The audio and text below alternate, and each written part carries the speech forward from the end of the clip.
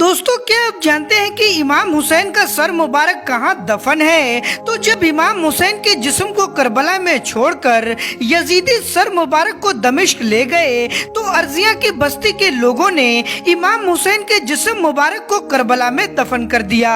और जब अहले बैते अतहर 40 दिन के कैद में रहने के बाद मदीना आए तो उनके साथ इमाम हुसैन का सर मुबारक भी था। फिर उन्होंने इमाम हुसैन के सर मुबारक को जन्नतुल बकी के कब्रिस्तान में हजरत फातिमा और हजरत इमाम हसन के कब्र मुबारक के बीच में दफन कर दिया।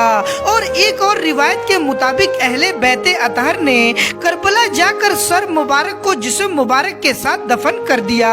और एक और रिवायत के मुताबिक जब मंसूर इब्ने जमहूर ने शाम को फतेह किया तो यजीद के खजाने वाले कमरे में दाखिल हुआ तो एक चमकदार संदूक देखी तो अपने गुलाम से कहा कि इस संदूक को हिफाजत से रखो, ये संदूक बनु उमैया का बहुत कीमती खजाना लग रहा है। और जब कुछ दिन के बाद उस संदूक को खोलकर देखता है तो उसमें इमाम हुसैन का सर मुबारक नजर आता है जो कि बहुत ज्यादा चमक रहा था और अंदर से बहुत खुशबू आ रही थी। तो उसने सर मुबारक को एक कपड़े में लपेटा, फिर कफन करके दमिश्क में बाबे फरीद के पास दफन कर दिया जो कि आज इजिप्ट यानी मिस्र से जाना जाता है। तो इमाम हुसैन के सर मुबारक को दफन करने के ताल्लुक से 3 रिवायत मिल गई। पहला रिवायत ये कि इमाम हुसैन का सर मुबारक जन्नतुल बकी में दफन है। दूसरी रिवायत ये कि इमाम हुसैन का सर